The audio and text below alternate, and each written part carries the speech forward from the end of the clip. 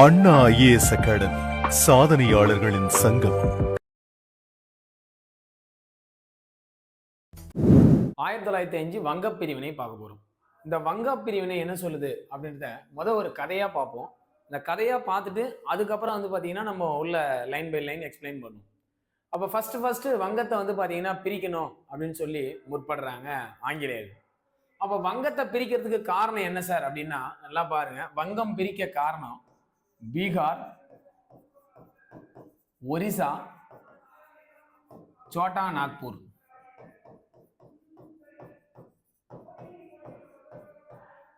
அப்ப பீகார், ஒரிசா, சோட்டா நாக்பூர் இதெல்லாம் சேர்ந்தது மாகாணம் தான். என்ன மாகாணம் அப்படின்னு பாத்தீங்கன்னா வங்காளம். சரிங்களா? அப்ப இதெல்லாம் சேர்ந்தது தான் வங்காளம். அப்ப வங்காளம் ஒரே மாகாணமா இருந்துச்சு இதுக்கு முன்னாடி. பீகார், ஒரிசா, சோட்டா நாக்பூர் இந்த பகுதியெல்லாம் சேர்ந்தது தான் பாத்தீங்கன்னா வங்காளம். அப்ப இது ஒரே மாகாணமா இருக்கு, இதை பிரிக்கணும் அப்படின்னு சொல்லி ஆங்கிலேயர்கள் முற்படுறாங்க.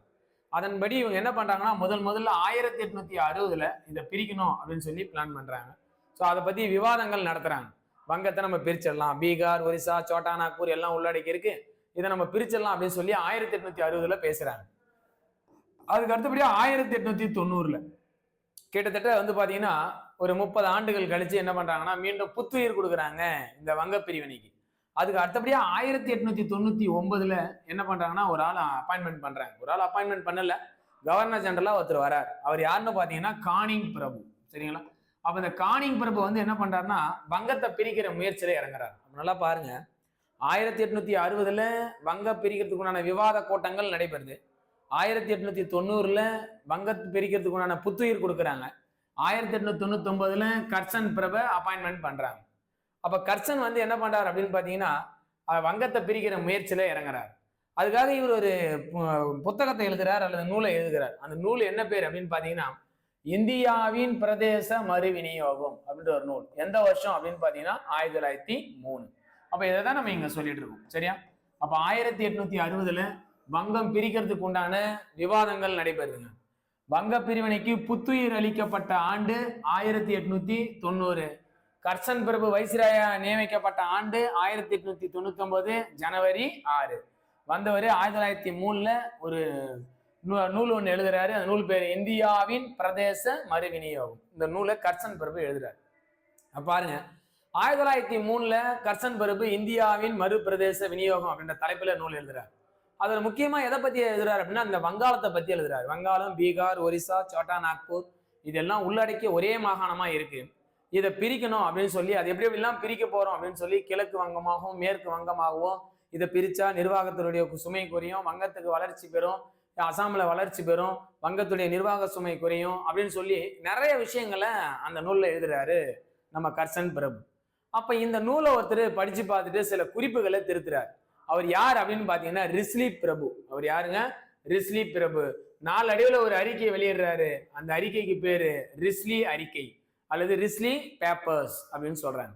உடனே ரிஸ்லி அறிக்கையை வெளியிட்டதுமே கர்சனுடைய கால் தரையில நிக்கல. அடடா, நம்ம எழுதின நூலை ஒருத்தர் திருத்தி இருக்கிறாரா, அப்ப திருத்தி கரெக்டா பாத்தீங்கன்னா அதை வெளியிட்டு இருக்கிறாரு, அப்ப நம்ம போற பாதை சரியான பாதை அப்படின்னு சொல்லி கர்சன் பிரபு என்ன பண்றாருன்னா வங்கத்துக்கு சுற்றுப்பயணம் போறார். வங்கத்துக்கு சுற்றுப்பயணம் போறார். அப்ப கிழக்கு வங்கத்துக்கு போறார், மேற்கு வங்கத்துக்கும் சுற்றுப்பயணம் போறார். அப்ப எப்ப போறார் அப்படின்னு பாத்தீங்கன்னா 1904 சுற்று வங்கம் போறாருங்க. அப்ப நல்லா பாருங்களேன், 1904 கிழக்கு வங்கத்துக்கு போறார். அப்ப ஃபர்ஸ்ட் கிழக்கு வங்கம் அப்படின்றத இன்னும் பிரிச்சாங்களா சார் அப்படின்னா இன்னும் பிரிக்கல. அப்போ தோராயமா கிழக்கு மேற்கா பிரிச்சு அவங்களுக்குள்ளே பாத்தீங்கன்னா வடக்கு தெற்கு கிழக்கு மேற்கா பிரிச்சு பாத்தீங்கன்னா இவர் போறாரு. அப்ப கிழக்கு வங்கத்துக்கு 1904 போறாரு. அப்ப கிழக்கு வங்கத்துல அதிகமா யார் இருக்காங்க அப்படின்னா முஸ்லீம்கள் இருக்காங்க. அப்ப இந்த முஸ்லீம் மக்கள் பாத்தீங்கன்னா அதிகமா இருக்கிறாங்க. ஸோ அவங்க கிட்ட போய் பாத்தீங்கன்னா இவர் ஒப்புதல் வாங்குறாரு.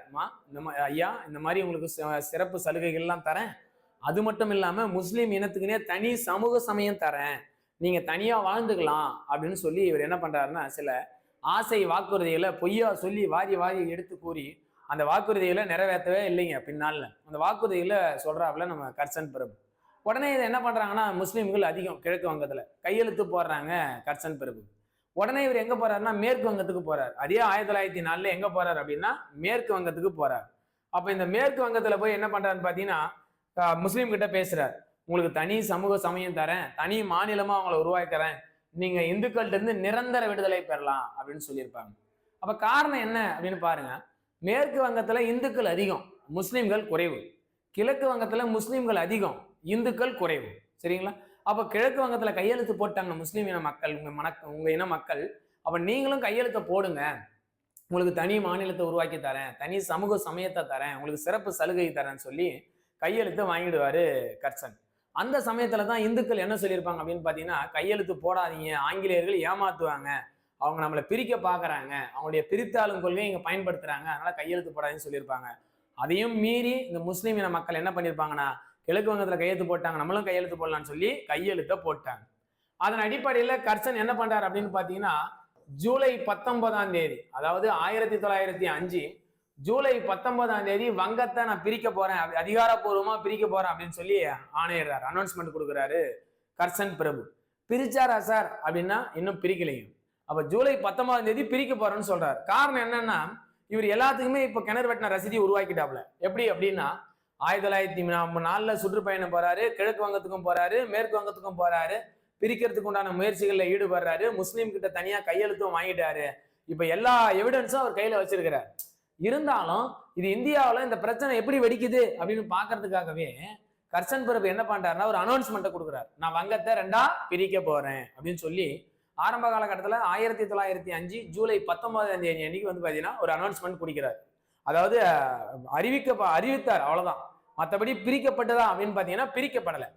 அப்ப அறிவிப்பு கொடுத்த உடனே என்ன ஆகுதுன்னு பாத்தீங்கன்னா, குறிப்பா தமிழகத்திலயும் இந்தியாவிலையும் பிரச்சனை பூகம்பம் மாதிரி வெடிக்குதுங்க. அப்ப தமிழகத்துல என்ன பண்றாங்க அப்படின்னு பாத்தீங்கன்னா சுதேசி இயக்கங்களை தொடங்குறாங்க. சரிங்களா? அதே போல இந்தியாவிலையும் என்ன பண்றாங்கன்னா சுதேசி இயக்கங்களை தொடங்குறாங்க. அப்ப எப்படியா இருந்தாலும் கர்சன் வந்து வங்கத்தை பிரிச்சிருவாரு, அதனால நம்ம என்ன பண்ணணும் அப்படின்னு பாத்தீங்கன்னா, இவங்களுக்கு எதிராக இவங்களுக்கு நம்ம சப்போர்ட் பண்ணக்கூடாது, இவங்க பொருளை ஒண்ணு கூட நம்ம பயன்படுத்தக்கூடாது, ஆங்கிலேய பொருளை நம்ம தயார் பண்ண பொருளை பயன்படுத்தணும் அப்படின்னு சொல்லி இவங்க என்ன பண்றாங்கன்னா 1905 ஆகஸ்ட் 7ஆம் தேதி அன்னைக்கு இவங்க ஒரு இயக்கத்தை தொடங்குறாங்க இந்தியாவில. அது என்ன இயக்கம் அப்படின்னு பாத்தீங்கன்னா சுதேசி இயக்கம். நல்லா பாருங்க, சுதேசி இயக்கம். இன்னும் வங்கத்தையே பிரிக்கலைங்க. ஆனா வங்கத்தை பிரிக்காத முன்னாடியே நம்ம இந்தியாவில் ஒரு இயக்கம் தொடங்கிட்டாங்க. அது எந்த இயக்கம்? சுதேசி இயக்கம். அப்ப அனௌன்ஸ்மெண்ட் கொடுத்த ஜூலை 19ஆம் தேதி கொடுக்குறாங்க அனௌன்ஸ்மெண்ட்.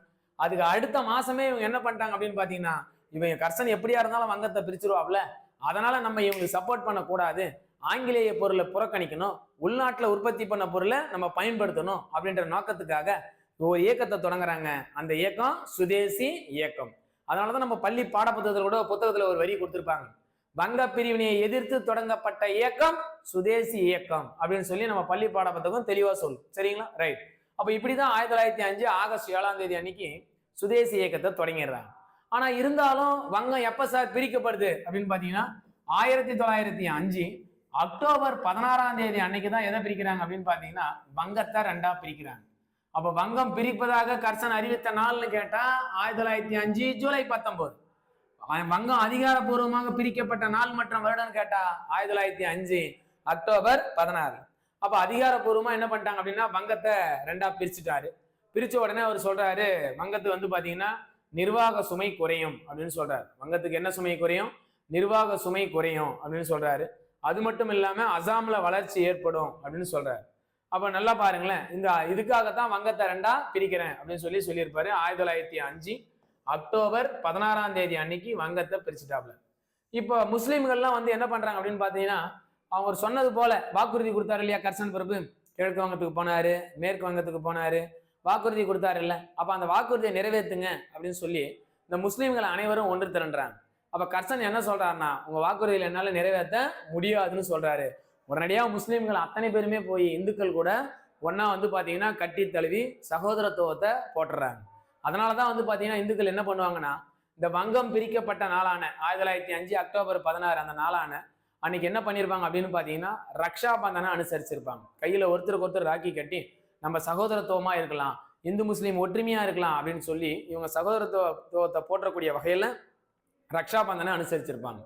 இதை தான் முதல்ல இந்துக்கள் சொல்லியிருப்பாங்க. அதாவது மேற்கு வங்க இந்துக்கள் சொல்லியிருப்பாங்க. என்ன சொல்லியிருப்பாங்கன்னா, முஸ்லீம்கள் வந்து பாத்தீங்கன்னா கையெழுத்தை போடாதீங்க, அப்படி போட்டீங்கன்னா ஏமாத்துவாங்க, அவங்க நம்மளை பிரிக்கிறதுக்குள்ள முயற்சியில் இறங்குறாங்கன்னு சொல்லியும் இவங்க கேட்காம போனாங்க.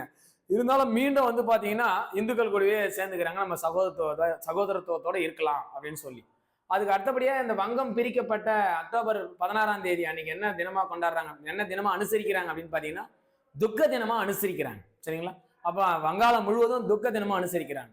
அதே போல வங்காளம் முழுவதுமா வந்து பாத்தீங்கன்னா வந்தே மாதரம் பாடல்களை பாடிக்கிட்டே வராங்க நம்ம இந்திய மக்கள். சரிங்களா?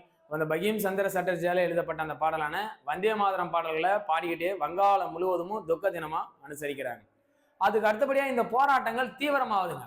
இந்த போராட்டத்துல இருந்து தான் தமிழ்நாட்டுல இருந்து 2 பேர் கலந்துக்கிட்டாங்க, 3 பேர் கலந்துக்கிட்டாங்க அப்படின்னு நம்ம பார்த்திருப்போம் தமிழ்நாடு வரலாறு. அப்ப 1905 வங்க பிரிவினைக்கு எதிரான போராட்டத்துல கலந்துக்கிட்டவங்க யாருன்னு பாத்தீங்கன்னா, ஒண்ணு வஉசி கலந்திருப்பார், அதுக்கப்புறம் வந்து பாத்தீங்கன்னா சுப்பிரமணிய சிவா கலந்திருப்பார், அதுக்கப்புறம் வந்து பாத்தீங்கன்னா பாரதியார் கலந்து இருப்பார். அப்ப தமிழகத்துல இருந்து இந்த 3 பேருமே எந்த இயக்கத்துக்கு எதிராக கலந்துக்கிறாங்க அப்படின்னா வங்க பிரிவினைக்கு எதிரான இயக்கத்துல கலந்துக்கிறாங்க.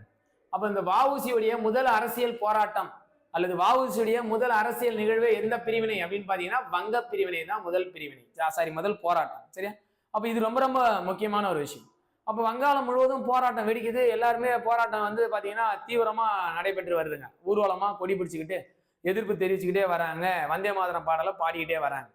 அந்த நேரத்துல தான் ஒரு பிரபு வந்து என்ன சொல்றாருன்னா, வங்க பிரிவினை முடிந்து போன முடிவு அப்படின்றாரு. டிஎன்பிசில அடிக்கடி கேட்ட ஒரு வினாங்க, வங்க பிரிவினை முடிந்து போன முடிவு என்று கூறியவர் யார் அப்படின்னு பாத்தீங்கன்னா மார்லி பிரபு. என்ன பிரபு?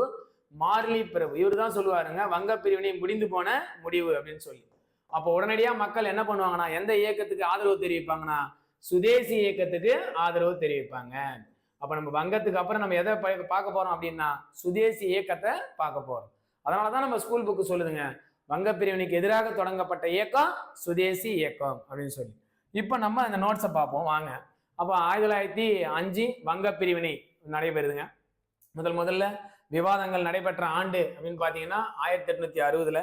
அதுக்கப்புறம் 90ல புத்துயிர் கொடுக்குறாங்க, 99ல கர்சனை வந்து நியமிக்கிறாங்க, 903ல இந்தியாவின் மறுபிரதேச விநியோகம் அப்படின்ற ஒரு நூலை எழுதுறாரு கர்சன்.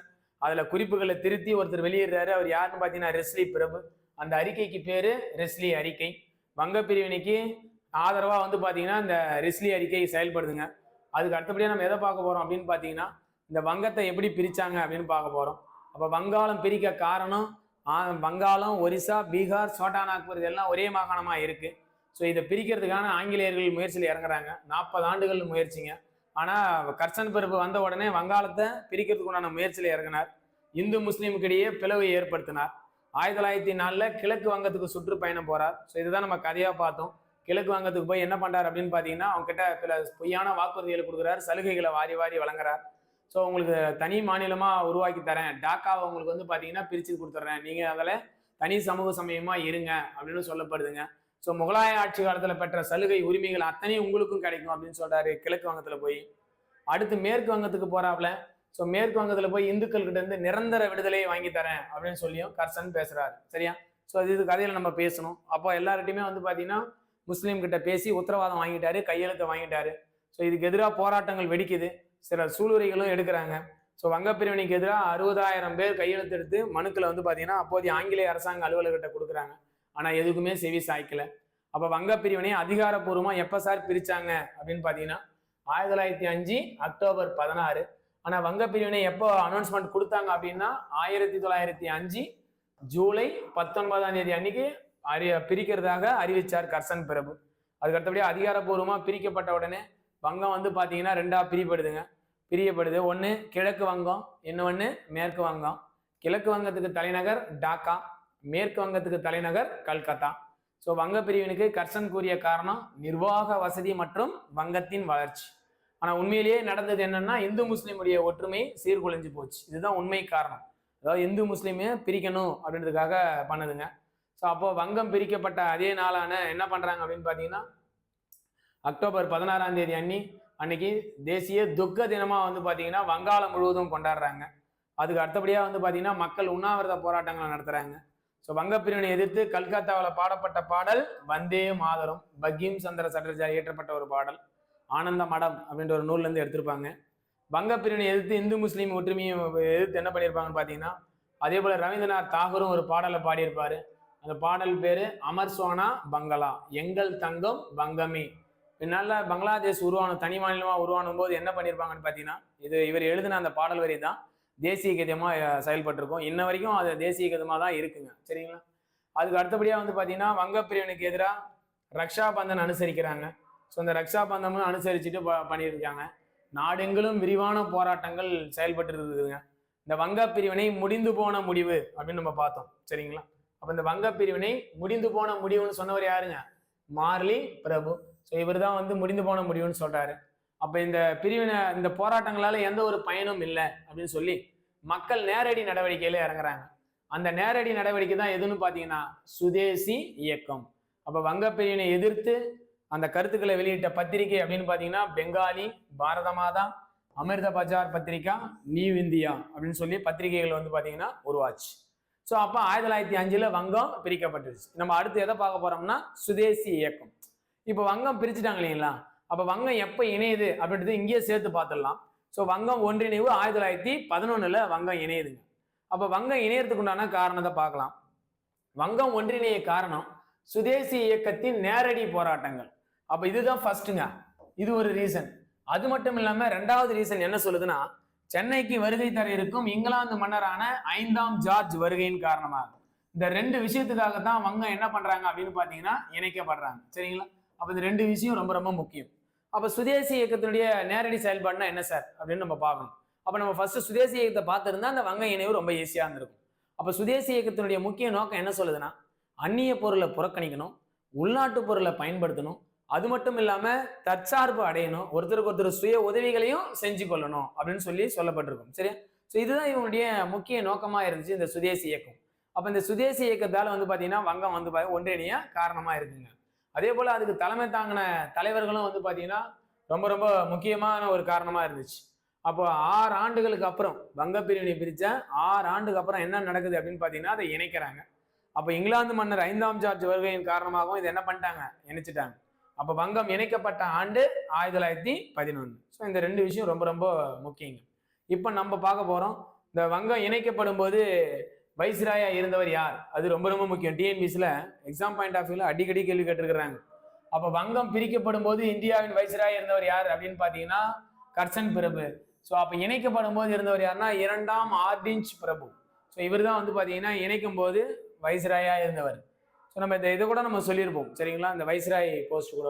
அப்ப என்ன நடந்திருக்கும் அப்படின்னா 1858 வரைக்கும், 8க்கு முன்னாடி வரைக்கும் இந்த போஸ்ட் என்ன சொல்லியிருப்பாங்கன்னா கவர்னர் ஜெனரல் அப்படின்னு சொல்லியிருப்பாங்க.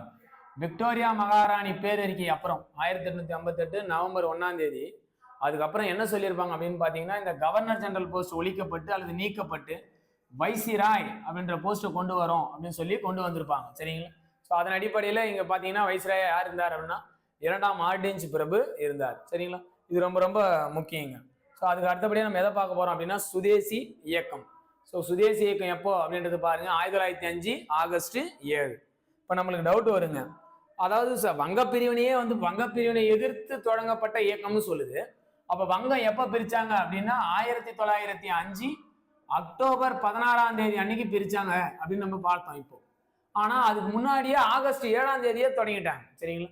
அப்ப எப்படி சார் அப்படின்னா ஆல்ரெடி 1905 ஜூலை 19 என்ன சொன்னாங்க, வங்கத்தை பிரிக்க போறேன் அப்படின்னு சொல்லி அனௌன்ஸ்மெண்ட் கொடுத்தாரா கர்சன் பிரபு. அப்ப அவர் பிரிக்க போறேன்னு சொன்ன உடனே மக்கள் எல்லாம் என்ன பண்றாங்கன்னு பாத்தீங்கன்னா இவங்களுக்கு எதிராக ஒரு இயக்கத்தை தொடங்குறாங்க. அந்த இயக்கம் தான் சுதேசி இயக்கம். இந்திய மக்கள் தொடங்கப்பட்ட ஒரு இயக்கம் சுதேசி இயக்கம். ஸோ இப்போ நம்ம அடுத்து எதை பார்க்க போறோம் அப்படின்னா சுதேசி இயக்கத்தை பார்க்க போறோம். இந்த சுதேசி இயக்கம் 1905 ஆகஸ்ட் 7ஆம் தேதி தொடங்கப்படுதுங்க. ஸோ இந்த சுதேசியினுடைய பொருள் அப்படின்றத பார்க்கலாம். ஒருவருடைய சொந்த நாடு அப்படின்னு சொல்லப்படுதுங்க. அப்ப சுதேசின்ற கருத்தை ரொம்ப பிரபலப்படுத்தினவர், இந்தியா முழுக்க பிரபலப்படுத்தினவர் யார் அப்படின்னு பாத்தீங்கன்னா எம்ஜி ராணடே. மகாதேவ் கோவிந்த ராணடே அப்படின்றவர் தான் இந்த சுதேசின்ற கருத்தை ரொம்ப பிரபலப்படுத்தினவர் அவர் தாங்க. அப்ப இது என்ன சொல்றாரு காந்தி, எம்ஜி ராணடே என்ன சொல்றாருன்னா இந்த சுதேசி இயக்கத்துக்காக ஒருத்தருக்கு உள்நாட்டுல தயார் பண்ண பொருள் வாங்கும்போது கொஞ்சம் மனநிறைவு குறைவா தான் இருக்கும். அப்படி மனநிறைவு குறைவா இருந்தாலும் அந்த பொருளுக்கு தான் நீங்க முன்னுரிமை கொடுக்கணும்னு சொல்றாரு எம்ஜி ராணடே. இதை தான் நம்ம வரியா கொடுத்துருக்கிறோம். சுதேசி என்ற ஒருவருடைய சொந்த நாட்டில் உற்பத்தி செய்யப்பட்ட பொருட்களுக்கு அதனுடைய மனநிறைவு குறைவாக இருந்தாலும், அதாவது அப்பொருளினுடைய பயன்பாடு மனநிறைவுக்கு குறைவாக இருந்தாலும் அப்பொருளுக்கு முன்னுரிமை தரப்பட வேண்டும் அப்படின்னு சொல்றாரு எம்ஜி ரானடே.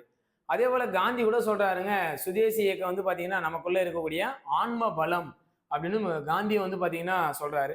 ஸோ இதுவும் ரொம்ப ரொம்ப முக்கியமான ஒரு விஷயம். அப்ப இந்த தலைவர்கள்லாம் வந்து பாத்தீங்கன்னா இந்த சுதேசி இயக்கத்துக்காக தலைமை தாங்குறாங்க. அப்படி இருந்தவங்க வந்து பாத்தீங்கன்னா பிபின் சந்திரபால், அரவிந்த கோஷ், அஸ்வின் குமார் தத்தா, இவங்கெல்லாம் வந்து பாத்தீங்கன்னா தலைமை தாங்குறாங்க. அப்ப முதல்ல ஆங்கிலேய பொருளை எதிர்க்கணும். அதாவது எப்ப சார் அதை சொல்றாங்க அப்படின்னு பாத்தீங்கன்னா 1905 ஜூலை 17 அன்னைக்கு வந்து பாத்தீங்கன்னா ஒரு கூட்டத்தை போட்டு எதிர்க்கிறாங்க. அப்ப எப்படி சார் ஜூலை 19 தானே சார் அனௌன்ஸ்மெண்ட்டே கொடுத்தாங்க, ஆனா 1905 ஜூலை 17 சொல்றீங்களே அப்படின்னா, அப்ப பாருங்களேன், அவர் சுற்றுப்பயணம் போகும்போதே இவங்க மக்கள் எல்லாம் உஷாரா இருக்காங்க. ஏன்னா எப்படியும் வங்கத்தை 2ஆ பிரிச்சிருவாங்க அப்படின்னு சொல்லி. அப்ப இந்த கூட்டத்துல ஆங்கிலேய பொருளையும் ஆங்கிலேய நிறுவனங்களையும் புறக்கணிக்கணும்னு கேட்டவர் யார் தெரியுமா? சுரேந்திரநாத் பானர்ஜி. அப்ப பாருங்க, முதலில் ஆங்கிலேய பொருள்களையும் ஆங்கிலேய நிறுவனங்களையும் புறக்கணிக்க வேண்டும் அப்படின்னு கேட்டவர் யாருன்னு பாத்தீங்கன்னா சுரேந்திரநாத் பானர்ஜி. அடுத்த லைன் அழகா சொல்லுது, வங்க பிரிவினை எதிர்த்து தொடங்கப்பட்ட இயக்கம் சுதேசி இயக்கம் அப்படின்னு சொல்லி. அப்ப இந்த சுதேசி இயக்கம் ரொம்ப முக்கியமான ஒரு இயக்கங்க. ஆகஸ்ட் 7 தொடங்கப்படுது. அதுதான் நம்ம ஆகஸ்ட் 7 என்ன தினமா கொண்டாடுறோம் அப்படின்னு பாத்தீங்கன்னா தேசிய கைத்தறி தினமாகவும் கொண்டாடுவோம். ஸோ இந்த சுதேசி இயக்கம் தொடங்கப்பட்ட ஆண்டு 1905, தொடங்கப்பட்ட இடம் கல்கத்தா. ஸோ இதனுடைய முக்கிய நோக்கம் பாருங்க, அந்நிய பொருளை புறக்கணித்தல், உள்நாட்டு பொருளை ஆதரித்தல், சுய உதவி செய்து கொள்ளுதல், தற்சார்பு அடைதல் அப்படின்றது தான் இவங்களுடைய முக்கிய நோக்கங்களா இருக்குங்க. அப்ப இந்த சுதேசி இயக்கத்தை குறித்து சென்னையை சார்ந்த ஒரு தேசியவாதி என்ன சொல்றாருன்னா சுப்பிரமணிய ஐயர் என்ன சொல்றாருன்னு பாத்தீங்கன்னா, நமக்குள்ள இருக்கக்கூடிய ஆன்ம பலத்தை வந்து வெளிப்படுத்தணும் அப்படின்னு சொல்றாரு. சரியா? ரைட். அதுக்கு அடுத்தபடியா நம்ம எதை பார்க்க போறோம் அப்படின்னா சுதேசி இயக்கத்துடைய கோப்புகள் அப்படின்றத நம்ம பார்க்க போறோம். என்னென்ன சுதேசி இயக்கத்தின் கோப்புகள் இருக்குன்னு பார்க்கலாம்.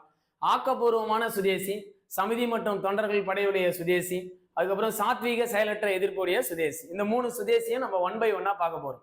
இந்த ஆக்கப்பூர்வமான சுதேசி என்ற கருத்தை முதல்ல பிரபலப்படுத்தினவர் யாருன்னு பாத்தீங்கன்னா ரவீந்திரநாத் தாகூர். சுதேசி என்ற கருத்தை பிரபலப்படுத்தினவர் எம்ஜி ரானடே. அப்ப ஆக்கப்பூர்வமான சுதேசி கருத்தை பிரபலப்படுத்தினவர் யாருன்னா ரவீந்திரநாத் தாகூர். இது ரொம்ப ரொம்ப முக்கியமான ஒரு விஷயங்க. அப்ப இது என்ன சொல்லுது அப்படின்னா நமக்குள்ள இருக்கக்கூடிய ஆத்ம சக்தியை வெளிக்கொண்டு வரணும் அப்படின்னு சொல்லி இந்த இயக்கத்துல சொல்லுது. அதே போல இந்த ஆக்கப்பூர்வமான சுதேசியில வந்து தாய்மொழியிலே கல்வி கற்பிக்கணும் அப்படின்னு சொல்லி ஒரு வார்த்தையை முன்னிறுத்துதுங்க. இந்த ஆக்கப்பூர்வமான சுதேசி இயக்கத்துல வந்து பாத்தீங்கன்னா தேசிய பள்ளிகளை நிறுவுதல், அது மட்டும் இல்லாம ரவீந்திரநாத் தாகூர் வந்து பாத்தீங்கன்னா மேலாக்கள் அப்படின்றக்கூடிய திருவிழாக்களை நடத்தி தேசிய பள்ளிகளையும் அந்த ஆக்கப்பூர்வமான சுதேசி கருத்துக்களையும் மக்கள்கிட்ட எடுத்து சொல்றாரு. அதுக்கு அடுத்தபடியா சமிதிகள் மற்றும் தொண்டர்படை, மக்கள் எல்லாம் ஒன்று திரண்டு மக்களுக்காக ஏற்படுத்தப்பட்ட ஒரு அமைப்பு தான் வந்து பாத்தீங்கன்னா சமிதி மற்றும் தொண்டர்படை. இவங்களுடைய செயல்பாடு என்ன அப்படின்னா உறுப்பினருக்கு பயிற்சிகளை அளிக்கணும், அறநெறிகளை சொல்லித்தரணும், சுதேசி செய்திகளை பரப்பணும், பஞ்சகாலத்திலேயும் நோய் தாக்கத்தின் போதும் மக்களுக்கு உதவணும் அப்படின்னு சொல்றது இவங்களுடைய நோக்கமா இருந்துச்சுங்க. அதுக்கு அடுத்தபடியா 3வது நம்ம எதை பார்க்க போறோம்னா சாத்வீக செயலற்ற சுதேசி. அதாவது இந்த புதிய நிகழ்ச்சி நிரலை உருவாக்கி தருது இந்த சாத்வீக செயலற்ற சுதேசி. அது என்ன சார் புதிய நிகழ்ச்சி நிரல் அப்படின்னா, ஆல்ரெடி சுதேசி இயக்கத்தினுடைய நோக்கங்கள் இருக்கு இல்லைங்களா? அதாவது ஒரு அந்நிய பொருளை புறக்கணிக்கணும், உள்நாட்டு பொருளை பயன்படுத்தணும், அதாவது தற்சார்பு அடையணும், மனநிறைவோட நம்ம வந்து பாத்தீங்கன்னா செயல்படணும் அப்படின்னு சொல்லி சொல்லுது இல்லைங்களா? அதை அப்படியே இங்க வந்து பாத்தீங்கன்னா ரிவைஸ் பண்ணி சொல்றாங்க. அப்ப என்ன ரிவைஸ் பண்ணி சொல்லுது அப்படின்னு பாருங்களேன், அந்நிய பொருளை புறக்கணித்தல் அப்படின்னு சொல்லுது. அது மட்டும் இல்லாம அரசு பள்ளிகளையும் கல்லூரிகளையும் புறக்கணித்தல். அதுவும் யாருடைய அரசு பள்ளி கல்லூரின்னு பாத்தீங்கன்னா ஆங்கிலேயரால் கொண்டு வரப்பட்ட அரசு பள்ளிகளையும் கல்லூரிகளையும் புறக்கணித்தல் அப்படின்னு சொல்லுது. அதே போல வந்து அரசு பட்டங்களையும் நம்ம துறத்தல். அப்ப ஆங்கிலேய அரசால கொடுக்கப்பட்ட பட்டங்களையும் பதவிகளையும் துறக்கணும் அப்படின்னு சொல்லி சொல்லுது. அப்ப இந்த 3மே வந்து பாத்தீங்கன்னா ரொம்ப முக்கியமான ஒரு சுதேசி இயக்கமா இருக்கு. அப்ப பாருங்க, இது ஒரு மேட்ச் த ஃபாலோயிங்களோட கேட்கலாம். அப்ப ஆக்கப்பூர்வமான சுதேசி இயக்கத்திற்கு புத்துயிர் கொடுத்தவர் யார் அப்படின்னு பாத்தீங்கன்னா ரவீந்திரநாத் தாகூர். சமிதிகள் மற்றும் தொண்டர்படை என்ன சொல்லுது அப்படின்னா மக்களுக்காக வந்து பாத்தீங்கன்னா ஒன்று திரண்டு ஏற்படுத்தப்பட்ட அமைப்பு சமிதிகள் மற்றும் தொண்டர்படை. சாத்வீக செயலற்ற எதிர்ப்பு சுதேசி இயக்கம் என்ன சொல்லுது அப்படின்னு பாத்தீங்கன்னா இந்த சாத்வீக செயலற்ற சுதேசி என்ன சொல்லுதுன்னா புதிய நிகழ்ச்சிகளை உருவாக்கி தரோம் அப்படின்னு சொல்லி சொல்லுது. அப்ப இதுதான் இந்த சுதேசி இயக்கத்துடைய முக்கிய கோப்புகளா இருந்துச்சுங்க. அதுக்கு அடுத்தபடியா நம்ம என்ன பார்க்க போறோம்னா தமிழ்நாட்டுல சுதேசி இயக்கம்.